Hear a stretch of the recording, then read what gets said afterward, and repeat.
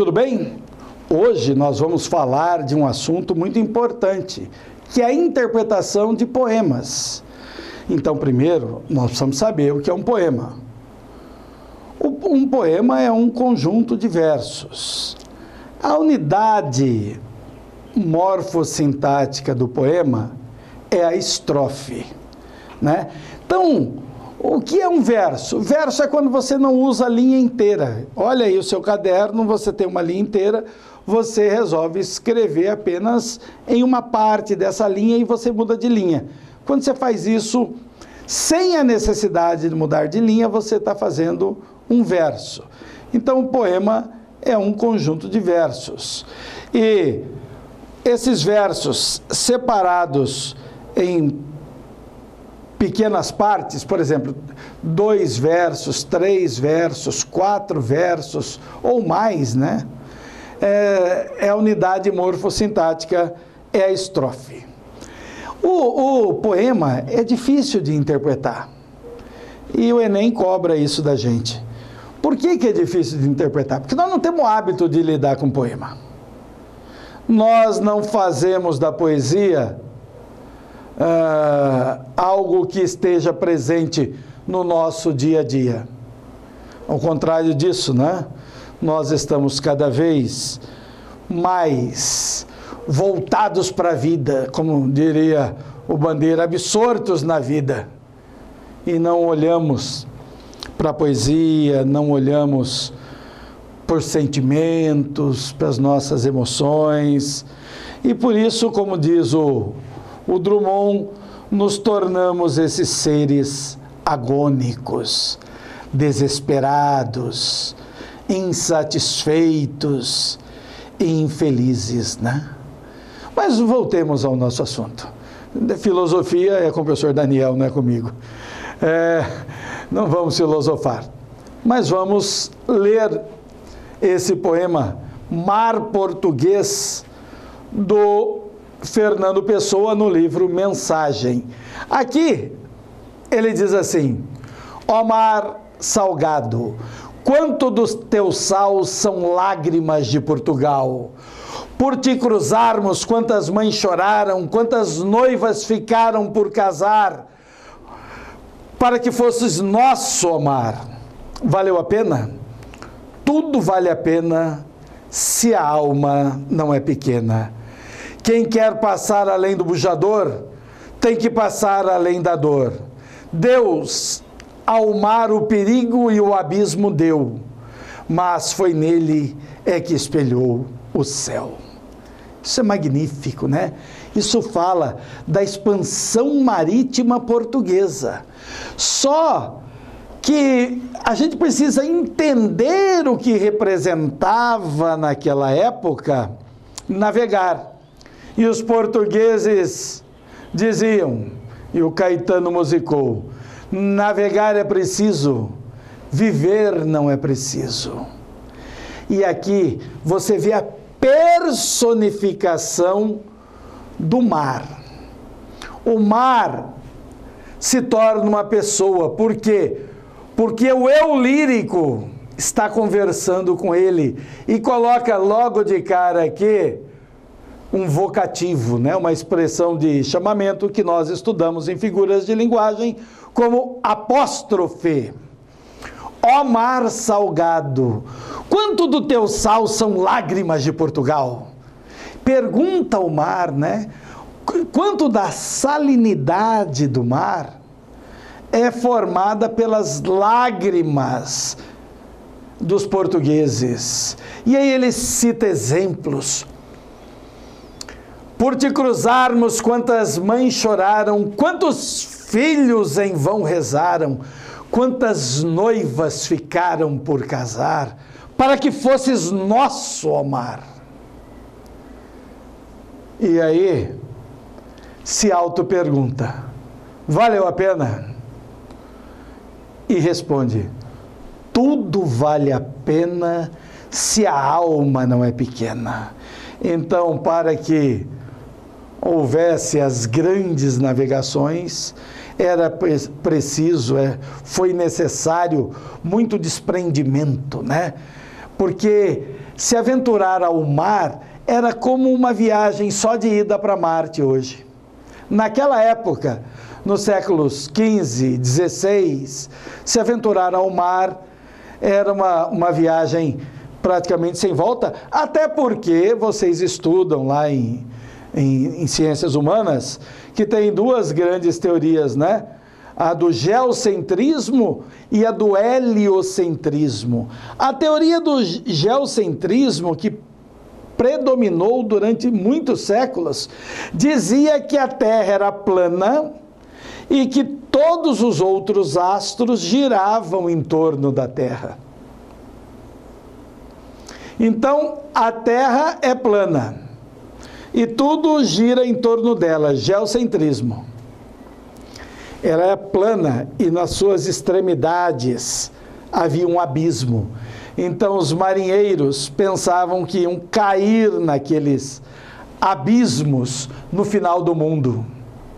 Por isso a expressão fim do mundo. Ora, gente, não tem fim do mundo se o mundo é redondo, né? Mas eles achavam que o mundo era finito. E no final do mundo havia um abismo que tragaria navios, caravelas e homens para as profundezas. Bom, olha aí, ó. Segundo o poema, o sofrimento do povo ocorreu, apesar das conquistas portuguesas, em virtude das conquistas portuguesas, para as conquistas portuguesas, antes das conquistas portuguesas, após as conquistas portuguesas. Olha, quando você vê esse tipo de questão, você observe os conectores que nós temos aqui. Apesar, em virtude, para, antes e após. É claro que você, de cara, já eliminaria alguns, né? Ó mar salgado, quanto do teu sal são lágrimas de Portugal.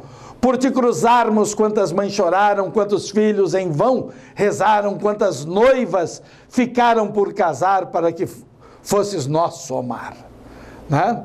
E aí,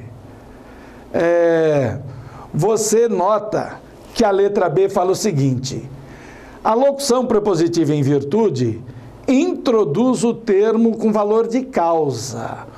Né? A relação das conquistas com o sofrimento do povo é uma relação de causa e efeito. O povo sofreu por causa das conquistas, por causa daqueles que não voltaram para casa. Então fica fácil compreender que a resposta, e aqui ficou tudo A, mas é A, B, C, D e E, tá? Que a resposta é a letra B, que estaria aqui, em virtude, por causa das conquistas portuguesas, isso é óbvio. Tá? Vamos de novo. A metáfora existente nos dois primeiros versos do poema estabelece: ó mar salgado, quanto do teu sal são lágrimas de Portugal. Tá, sal,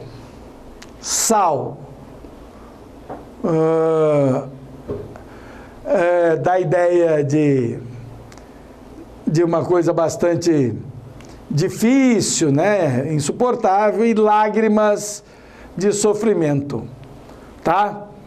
Ó mar salgado, quanto do teu sal são lágrimas de Portugal.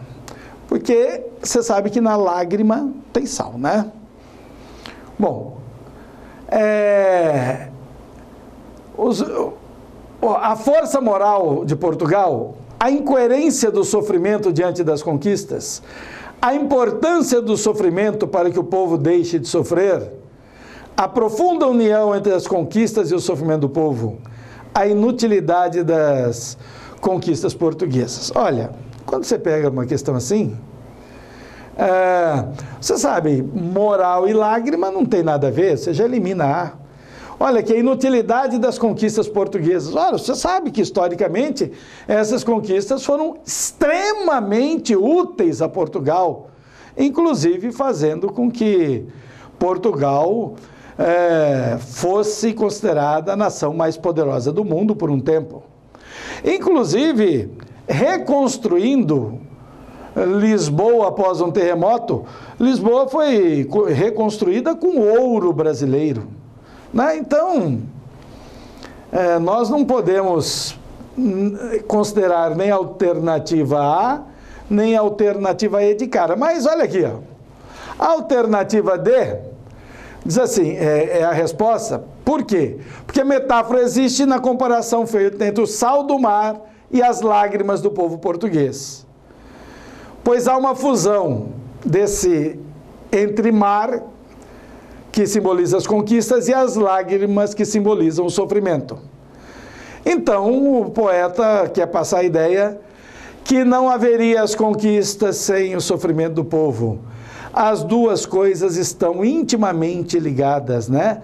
A profunda união entre as conquistas e o sofrimento do povo português. Claro que isso foi determinado por condições geográficas e condições tecnológicas, né? Para você ter uma ideia, estima-se que de cada 10 navios que saíam de Portugal, 6 naufragavam.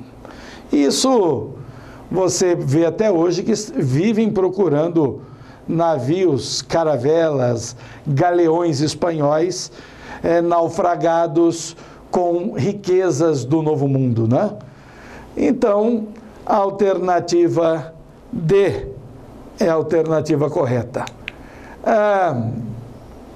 Além da metáfora, os 2 primeiros versos contêm. Então, já discutimos esse ó mar salgado, né? Ó mar salgado, e quanto do teu sal são lágrimas de Portugal. Então, olha aqui. Está querendo que você encontre quais as figuras que nós temos. Você sabe que prosopopeia é quando você confere características humanas a não humanos, antítese é oposição, pleonasmo é repetição, eufemismo é suavização, né? Antítese é oposição, hipérbole é exagero, sinestesia é mistura das sensações, apóstrofe é a mesma coisa que vocativo. Então, olha aí, ó. Apóstrofe é a figura que consiste no vocativo. Então, aquele Deus, ó Deus, onde estás, que não responde, que nós vimos lá nas figuras de linguagem, serve aqui também com ó mar salgado, né? Esse epípeto de natureza é um tipo de pleonasmo, leite branco, gelo frio, pedra dura, né? Ora, claro que o leite sempre é branco, claro que a pedra é dura, claro que o gelo é frio, certo? E sinestesia é a mistura das sensações dos sentidos.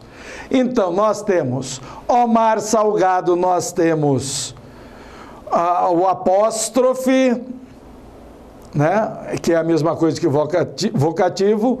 Mar salgado, não mar doce. Não, mar salgado é uma espécie de pleonasmo, chama-se epípeto da natureza.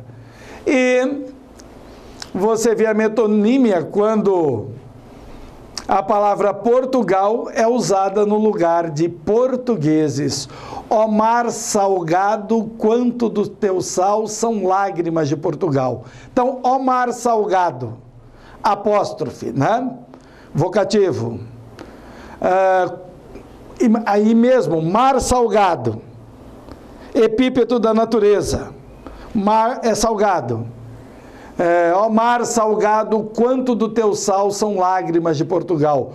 Quanto do teu sal são lágrimas da nação portuguesa, do povo português. Então, você tem aí uma metonímia. Você está trocando portugueses por Portugal. Tá? Vamos para a próxima. Quantos filhos em vão rezaram?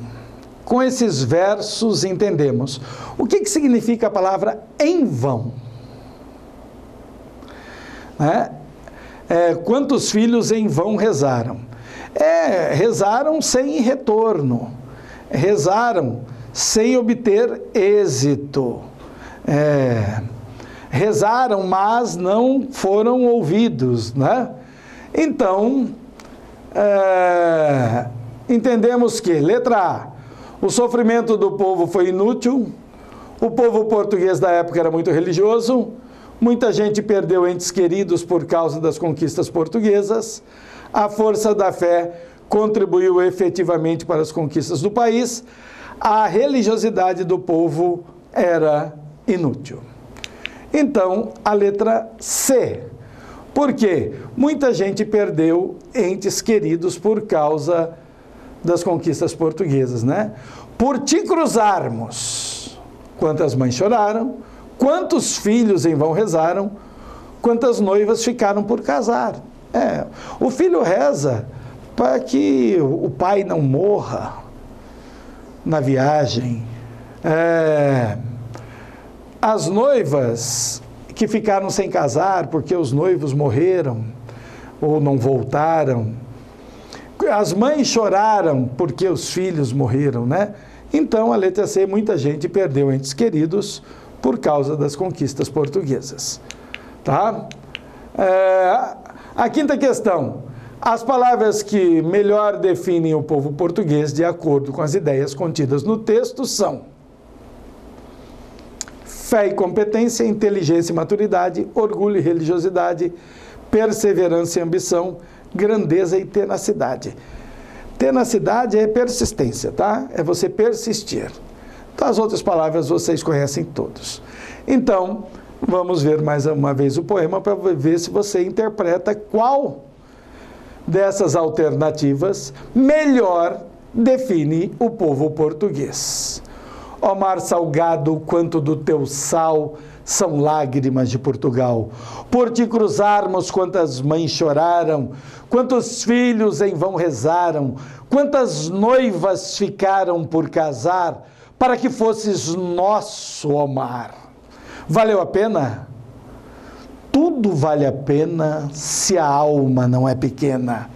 Se quer passar além do bojador, tem que ir além da dor. Deus ao mar o perigo e ao abismo deu, mas é nele que espelhou o céu.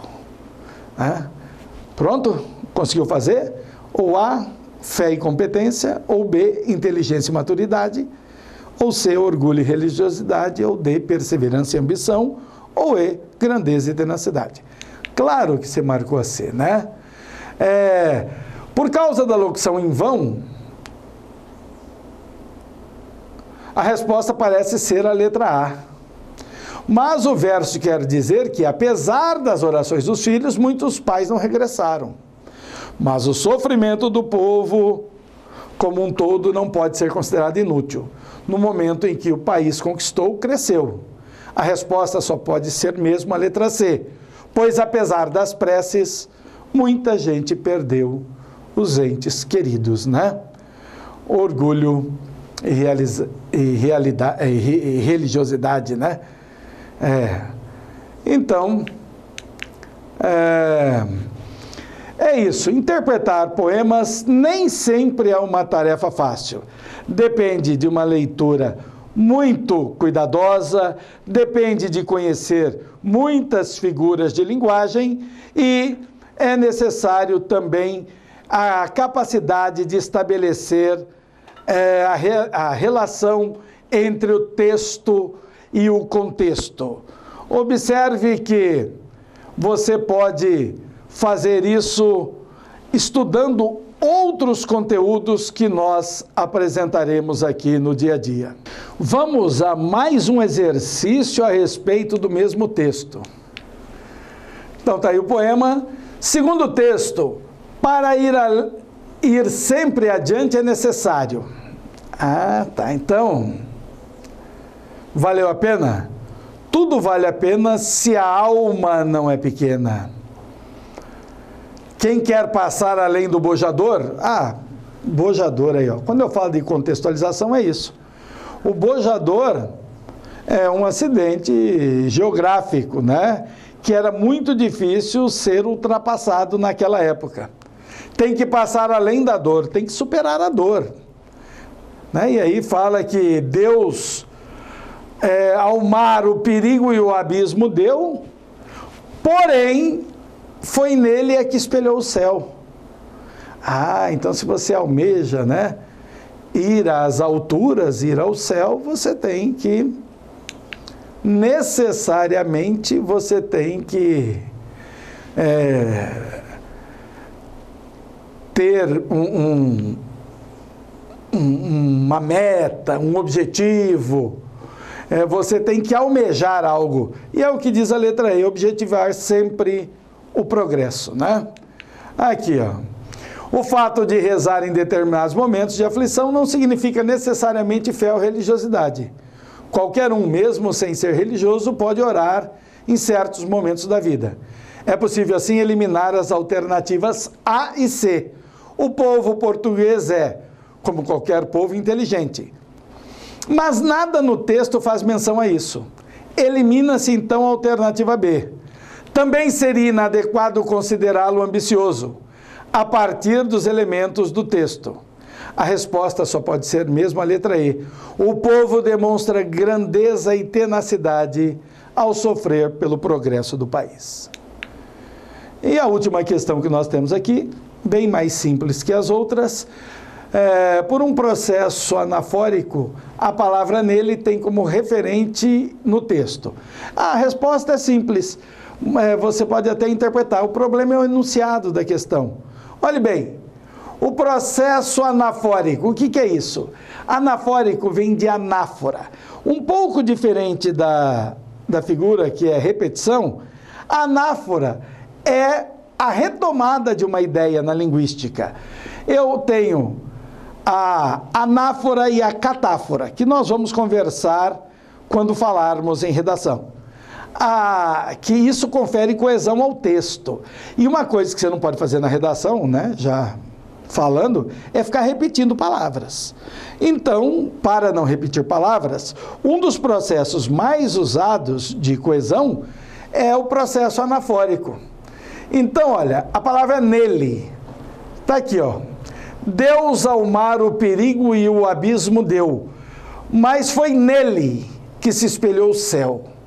Esse nele se refere a quem? Letra A, mar. Letra B, Deus. Letra C, perigo. Letra D, abismo. Letra E, céu. Então leia de novo. Deus ao mar, o perigo e o abismo deu, mas foi nele que espelhou o céu. Mas foi no mar que espelhou o céu. Então, portanto, a letra A, né?